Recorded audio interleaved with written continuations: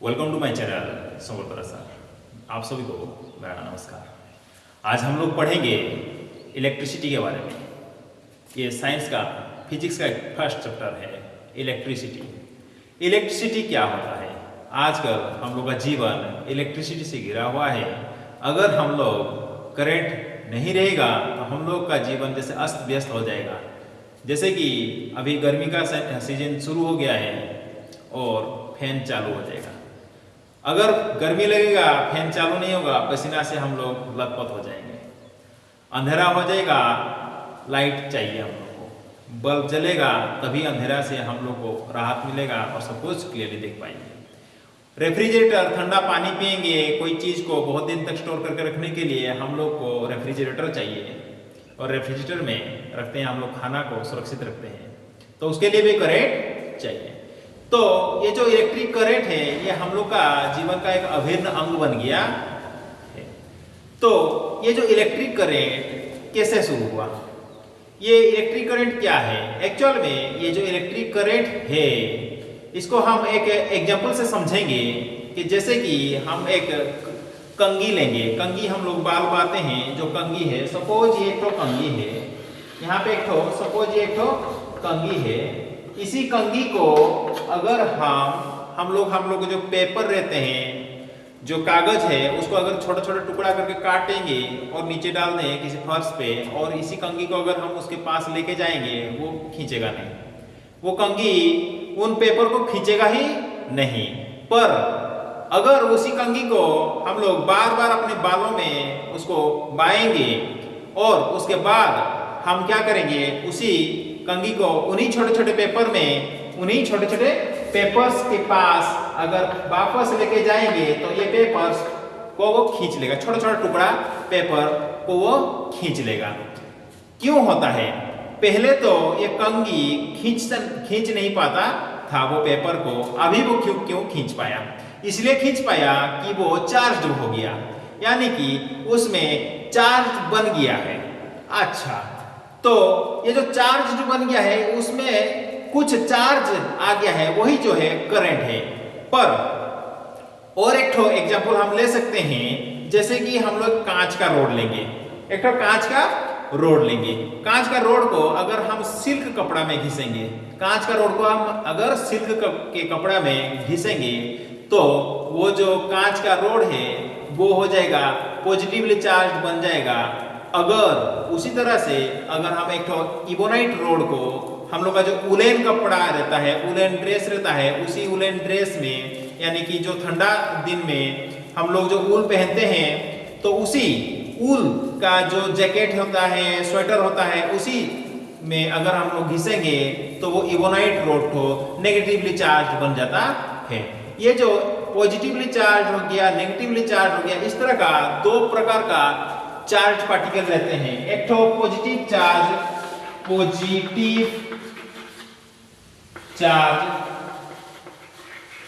और एक तो नेगेटिव चार्ज। दो प्रकार का चार्ज पार्टिकल है, एक तो पॉजिटिव है और एक तो नेगेटिवली चार्ज पार्टिकल है। तो ये जो पॉजिटिवली चार्ज पार्टिकल को हम लोग क्या बोलते हैं ना, प्रोटॉन बोलते हैं, और उसी तरह से नेगेटिवली चार्ज पार्टिकल को हम लोग इलेक्ट्रॉन बोलते हैं। दो ठो हो गया, एक ठो प्रोटॉन हो गया और एक ठो हो गया इलेक्ट्रॉन हो गया। तो एक ठो प्रोटॉन और इलेक्ट्रॉन, ये जो दो ठो अलग अलग चार्ज पार्टिकल है, एक ठो पॉजिटिव है तो एक ठो नेगेटिव है। तो ये जो प्रोटॉन और प्रोटॉन, यानी कि दो ठो पॉजिटिव चार्ज पार्टिकल एक दूसरे को रिपल्स करेंगे, यानी कि एक दूसरे को धक्का देंगे, और नेगेटिवली चार्ज पार्टिकल दो ठो एक दूसरे को धक्का देंगे, रिपल्स करेंगे। ठीक है? तो ये जो चार्ज पार्टिकल है, ये जो चार्ज पार्टिकल है, तो ये जो चार्ज पार्टिकल है, इन्हीं चार्ज पार्टिकल का भी तो कुछ चार्ज रहता ही है, यानी कि प्रोटॉन का कुछ चार्ज रहता है। जैसे कि एक प्रोटॉन चार्ज रहता है, प्रोटॉन का चार्ज रहता है 1.6 × 10⁻⁻19 कूलम। उस तरह से अगर हम लोग ध्यान देंगे कि एक तो इलेक्ट्रॉन, उस तरह से इलेक्ट्रॉन का भी इलेक्ट्रॉन का भी चार्ज रहता है 1.6 इंटू 10⁻⁻19 कूलम रहता है। तो ये है उसका चार्ज है। अच्छा, ये जो कूलम है, कूलम 1 कूलम, ये जो कूलम है, व्हाट इज ए कूलम? तो फिर ये कूलम जो है, ये कूलम क्या है? 1 कूलम, यानी कि ये जो कूलम है, coulomb is that amount of charge. 1 coulomb is that amount of charge which exerts a force of, which exerts a force of 9 into 10 to the power 9 Newton. कितना है ना? 1 कूलम जो है वो क्या है ना? दैट अमाउंट ऑफ चार्ज, जो कि वो क्या एग्जर्ट करेगा? फोर्स एग्जर्ट करेगा। कितना? 9 into 10 to the power 9 newton. किसको करेगा? सेम चार्ज को करेगा। कितने डिस्टेंस में करेगा ना? 1 मीटर डिस्टेंस में वो करेगा। इसको समझने के लिए सोच लो, यहाँ पे सोचो कि ये 1 मीटर वाला डिस्टेंस वाला है और यहाँ पे एक तो चार्ज पार्टिकल है, same to same charge particle यहाँ पे है। तो ये जो चार्ज पार्टिकल, ये चार्ज पार्टिकल इस चार्ज पार्टिकल को, ये जो चार्ज पार्टिकल इस चार्ज पार्टिकल को कितना ना? 9 into 10 to the power 9 newton, 10 to the power 9 newton जो फोर्स एग्जर्ट करेगा, उसको हम लोग क्या बोलेंगे ना? 1 कूलम बोलेंगे। इसको क्या बोलेंगे? 1 कूलम। इस तरह से दो ठो चार्ज पार्टिकल रहता है, एक ठो प्रोटॉन रहता है और एक ठो इलेक्ट्रॉन रहता है। अच्छा, और एक चीज है, हम लोग को एक तो क्वेश्चन भी आता है, जैसे कि यहाँ पे क्वेश्चन प्रॉब्लम दिया गया है कि calculate the number of electrons constituting 1 coulomb of charge. यानी कि 1 कूलम चार्ज में, इसी 1 कूलम चार्ज में कितने ठो इलेक्ट्रॉन रहते हैं, ये वाला चीज है। तो ये भी एग्जाम में आ सकता है कि 1 कूलम ऑफ चार्ज में कितने ठो इलेक्ट्रॉन रहता है।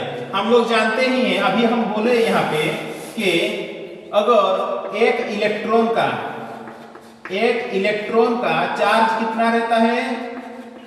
एक इलेक्ट्रॉन का चार्ज रहता है 1.6 into 10 to the power -19 coulomb. इसका ठीक उल्टा अगर कर देंगे तो 1.6 into 10 to the power -19 coulomb equal to एक ठो इलेक्ट्रॉन, एक ठो इलेक्ट्रॉन। अच्छा, 1.6 into 10 to the power -19 coulomb, यानी कि एक ठो 1 इलेक्ट्रॉन, एक ठो इलेक्ट्रॉन है। उसी तरह से अगर 1 कूलम बोल देंगे तो ये वाला सीधा उधर चला जाएगा, डिवाइड हो जाएगा, यानी कि 1 by 1.6 into 10 to the power -19 उतने इलेक्ट्रॉन्स।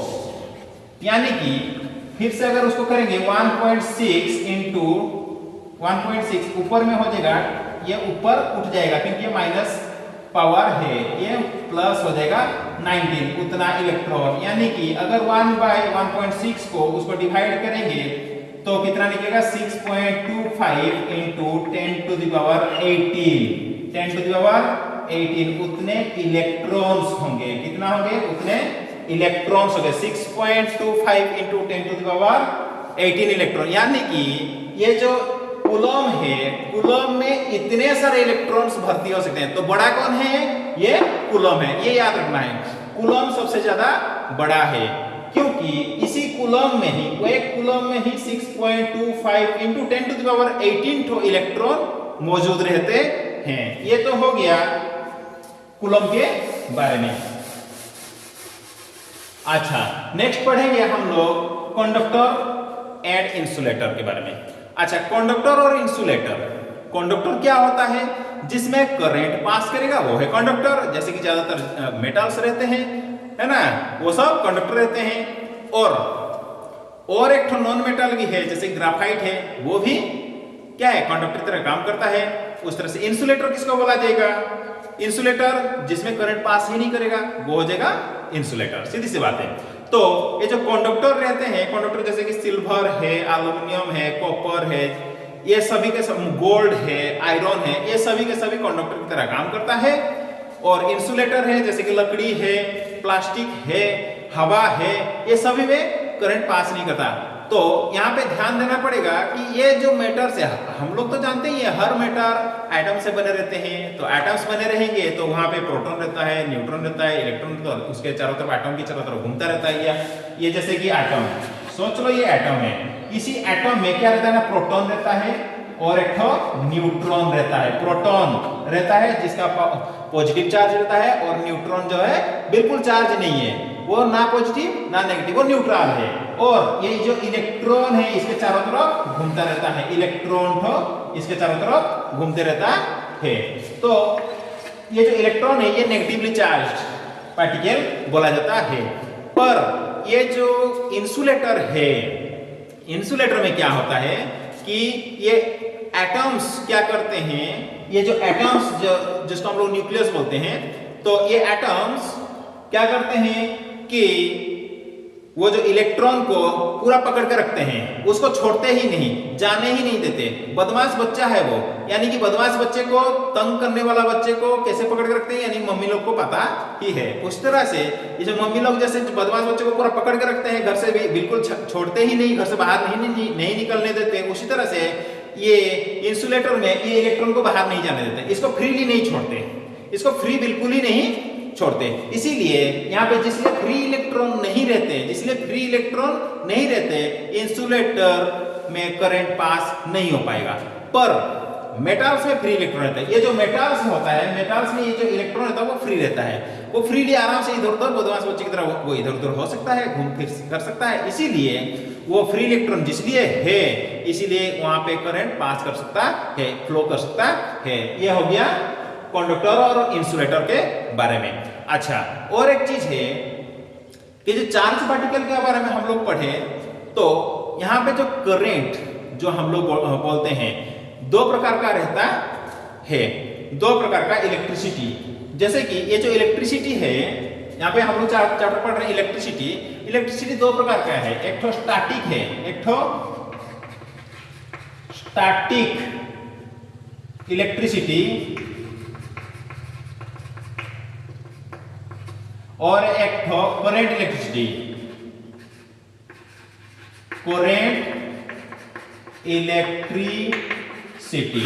अच्छा, स्टैटिक इलेक्ट्रिसिटी और करंट इलेक्ट्रिसिटी क्या होते हैं, इसके बारे में हम लोग समझेंगे। पहले में अभी ही समझाया, जैसे कि हम लोग जो कंघी हम लोग बाल बाते हैं, और ये जो इवोनाइट रोड, ये जो हम जैसे जो कांच का रोड जिसमें वो सब चार्ज बन गया है, एक तो पॉजिटिव बना, पॉजिटिव चार्ज में बन गया, क्या है वो कांच का रोड, और उस तरह से इवोनाइट रोड नेगेटिवली चार्ज पार्टिकल में वो बदल गया, तो उसमें जो करंट प्रोड्यूस हुआ वो है स्टैटिक इलेक्ट्रिसिटी। वो मूव नहीं करेगा, एक ही जगह पे वो स्थिर रहेगा, इसीलिए स्टैटिक बोला जाता है, रेस्ट में रहेगा जैसे, इसीलिए उसको स्टैटिक बोला जाएगा। और करंट इलेक्ट्रिसिटी क्या है ना, फ्लोइंग है, जैसे पानी का बहाव है, करंट उसको बोला जाता है, तो पानी का बहाव, उस तरह से ये जो इलेक्ट्रॉन्स का बहाव रहेगा, तो ये करंट इलेक्ट्रिसिटी बोला जाएगा। और हम लोग जो अभी पढ़ेंगे, जितने भी इसी चैप्टर में इलेक्ट्रिसिटी के बारे में पढ़ेंगे, इसका मतलब ये समझ लेना है कि ये करंट इलेक्ट्रिसिटी के बारे में हम लोग पढ़ेंगे।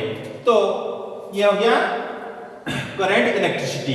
तो नेक्स्ट हम लोग पढ़ेंगे ना electric potential. What is electric potential?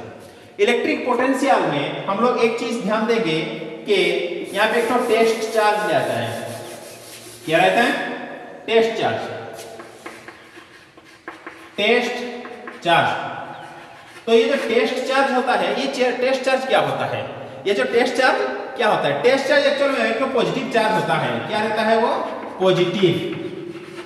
Positive charge रहता है, और यूनिट चार्ज रहता है जिसका मास बहुत ही कम रहता है, जिसका मास बहुत नेग्लिजिबल रहता है, नेग्लिजिबल रहता है। ठीक है, ये जो मास बहुत नेग्लिजिबल रहता है, ताकि इसको अगर हम लोग किसी भी इलेक्ट्रिक फील्ड में डालेंगे, जब इलेक्ट्रिक फील्ड में डालेंगे तब क्या होगा, इसका इफेक्ट इलेक्ट्रिक फील्ड के ऊपर कुछ भी नहीं होगा। तो ये इसीलिए, और ये किस चीज के लिए इस्तेमाल किया जाता है ना, इलेक्ट्रिक फील्ड, इलेक्ट्रिक करंट का डायरेक्शन किस तरह से रहता है और उसका स्ट्रेंथ कितना है। इलेक्ट्रिक फील्ड का स्ट्रेंथ है, क्या रहता है? इलेक्ट्रिक फील्ड का स्ट्रेंथ, इलेक्ट्रिक फील्ड का स्ट्रेंथ कितना रहता है और उसका डायरेक्शन डायरेक्शन जानने के लिए हम लोग को ये टेस्ट चार्ज का इस्तेमाल किया जाता है। अच्छा, इसके बारे में तो जान लें अभी टेस्ट चार्ज के बारे में। तो ये जो इलेक्ट्रिक पोटेंशियल क्या होता है, यही जो टेस्ट चार्ज है,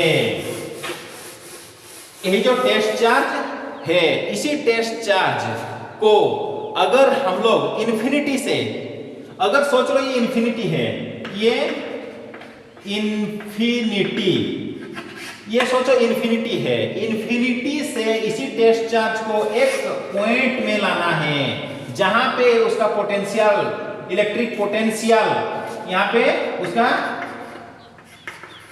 पोटेंशियल डिटरमाइन करना पड़ेगा, इलेक्ट्रिक पोटेंशियल डिटरमाइन करना पड़ेगा, यानी कि इलेक्ट्रिक पोटेंशियल को पोटेंशियल ही बोला जाता है, ये याद रखना है। तो ये जो टेस्ट चार्ज है, यहां पे जो टेस्ट चार्ज है, टेस्ट चार्ज है, इसी टेस्ट चार्ज को इनफाइनाइट से एक पर्टिकुलर पॉइंट में लाना है जहां पे उसका पोटेंशियल निकालना पड़ेगा। उसके लिए जितना वो काम करेगा, जितना वो वर्क करेगा, वो हो जाएगा उसका पोटेंशियल, वो हो जाएगा उसका पोटेंशियल। सोच लो कि 1 वोल्ट क्या है ना, जो 1 वोल्ट उसको बोला जाएगा, अगर उसको काम करेगा मतलब काम का यूनिट है, जूल है, यानी कि 1 जूल अमाउंट ऑफ काम होगा। जब 1 जूल ऑफ अमाउंट ऑफ काम होगा, एक टेस्ट चार्ज को उसी पोटेंशियल में, जिस पॉइंट में पोटेंशियल निकालना है उसी पॉइंट तक लाएंगे, तब उसको 1 वोल्ट बोला जाएगा। वही है इलेक्ट्रिक पोटेंशियल। क्या है ये? इलेक्ट्रिक पोटेंशियल, इलेक्ट्रिक पोटेंशियल, इसको बोला जाएगा इलेक्ट्रिक पोटेंशियल। अच्छा, नेक्स्ट आ जाते हैं potential difference. What is potential difference?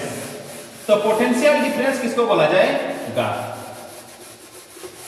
तो पोटेंशियल डिफरेंस किसको बोला जाएगा? जब हम लोग क्या करते हैं कि एक ठो सर्किट में, सोचो कि एक ठो सर्किट हम ले लेते हैं, नेक्स्ट क्लास में हम लोग पढ़ेंगे। तो ये सोचो कि बैटरी है और ये कंडक्टिंग वायर से यहाँ पे हम एक ठो बल्ब लगा देते हैं, यहाँ पे हम लोग एक ठो स्विच लगा देते हैं, ये कनेक्ट कर लेते हैं। ये बन गया एक तरह का सर्किट। जब हम लोग ये एक ठो सर्किट में, हाँ, जब करंट फ्लो करेगा, करंट पॉजिटिव से नेगेटिव की तरफ फ्लो करता है, ये याद रखना है। पॉजिटिव से नेगेटिव की तरफ करंट फ्लो करता है और नेगेटिव से पॉजिटिव की तरफ इलेक्ट्रॉन फ्लो करते हैं। तो हम लोग सोचो कि कोई भी जगह पे, इसी सर्किट में कोई भी जगह पे अगर पोटेंशियल डिफरेंस मापना है, यानी कि सोचो कि यहाँ पे पोटेंशियल डिफरेंस हमको मापना है, तो यहाँ पे एक ठो वोल्ट मीटर लगा देते हैं, यहाँ पे एक ठो वोल्ट मीटर लगा देते हैं। उसको वोल्ट मीटर को हम लोग को क्या करना है ना, पैरेलल कनेक्शन किया जाता है। वोल्ट मीटर हमेशा पैरेलल कनेक्शन किया जाता है उसका 2 पॉइंट में। सोचो कि ये एक ठो पॉइंट ए है, ये एक ठो पॉइंट बी है, ये इन्हीं 2 पॉइंट के बीच में अगर पोटेंशियल डिफरेंस मापना ही है तो वो क्या करते हैं ना, पोटेंशियल डिफरेंस क्या होता है ना, पोटेंशियल डिफरेंस, पोटेंशियल डिफरेंस क्या होता है ना, पोटेंशियल डिफरेंस होता है ना कितना वर्क होता है। हम लोग पढ़े वर्क डन, कितना वर्क डन होता है, और quantity of charge, quantity of charge particle. तो ये जो पोटेंशियल डिफरेंस है कि अगर कितना क्वांटिटी ऑफ इलेक्ट्रिक चार्ज यानी कि टेस्ट चार्ज मूव करेगा, उस टेस्ट चार्ज मूव करने के लिए एक पॉइंट से दूसरे पॉइंट में मूव करने के लिए कितना वर्क करेगा। एक टेस्ट चार्ज अगर ए पॉइंट से लेके बी पॉइंट में जाने के लिए जितना वर्क करेगा वो हो जाएगा उसका पोटेंशियल डिफरेंस हो जाएगा। उसका क्या हो जाएगा? पोटेंशियल डिफरेंस हो जाएगा। सोच लो कि अगर ये पोटेंशियल डिफरेंस को 1 वोल्ट बोला जाएगा और वर्क डन को 1 जूल बोला जाएगा, और ठीक है, पोटेंशियल डिफरेंस को 1 वोल्ट बोला जाएगा और ये जो वर्क डन को 1 जूल बोला जाएगा, और ये क्वांटिटी ऑफ चार्ज को Q बोला जाता है, चार्ज को Q बोला जाएगा, 1 Q बोला जाएगा चार्ज को। तो कितना होगा ना, 1 volt is equal to 1 joule by 1 Q. ठीक है, 1 क्यू जो है चार्ज का कितना रहता है, क्यू तो कूलम रहता है, तो 1 जूल बाय 1 कूलम, यानी कि 1 जूल कूलम इनवर्स बोला जाएगा। ये होता है पोटेंशियल डिफरेंस। नेक्स्ट आ जाता है जूल, अच्छा ठीक, नेक्स्ट आ जाता है हम लोग का पोटेंशियल डिफरेंस मापने के लिए ये जो वोल्ट मीटर हो जाता है उसको हम लोग किसमें ना पैरेलल कनेक्शन करते हैं। नेक्स्ट एक तो क्वेश्चन दिया है, how much work is done in moving a charge of 2 coulombs from a point at 118 volt to a point at 128 volts. ये एक तो क्वेश्चन दिया है, तो यहां पे ध्यान दो,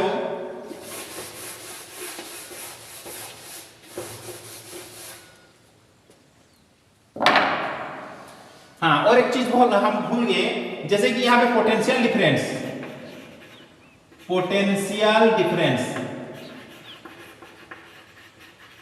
डिफरेंस को पीडी भी बोला जाता है, पोटेंशियल डिफरेंस को P डॉट डी ये हम बोलते हैं। नेक्स्ट क्वेश्चन आया कि how much work is done in moving a charge of 2 coulomb.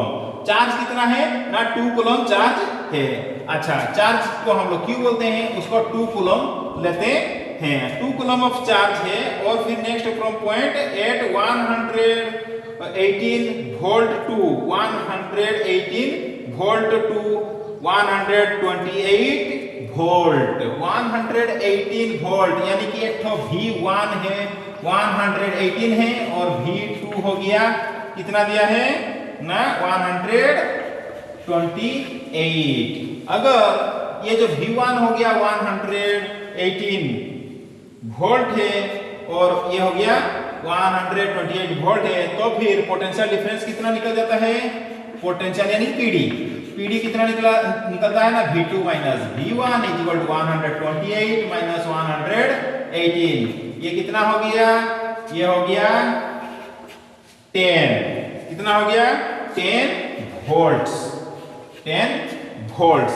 तो हम लोग का यहाँ पे क्या क्वेश्चन पूछा है ना, हाउ मच वर्क डन, काम कितना हुआ है बोला गया, वर्क डन। हम लोग अभी क्वेश्चन में पढ़े हैं, क्या पढ़े कि work potential difference PD is equal to work done, कितना वर्क डन हुआ है डिवाइडेड बाय क्यू, यानी कि पोटेंशियल डिफरेंस अभी कितना निकला ना 10 और वर्क ये क्यू यानी कि चार्ज कितना है ना 2 कूलम है, तो वर्क डन कितना हो जाएगा W is equal to PD into Q, यानी कि पीडी हो गया है 10 इंटू क्यू हो गया है 2 कूलम। तो इसको अगर निकालेंगे तो 20, ये 20 कितना है जूल होता है, कितना होता है जूल, उसको जे से डिनोट करते हैं। तो ये इस तरह का हम लोग उसका वर्क डन निकालेंगे। इसी तरह से तुम लोग मेरे चैनल में अगर कोई डाउट है तो क्वेश्चन पूछ सकते हो और कमेंट कर सकते हो। आज की क्लास इतना ही, थैंक यू।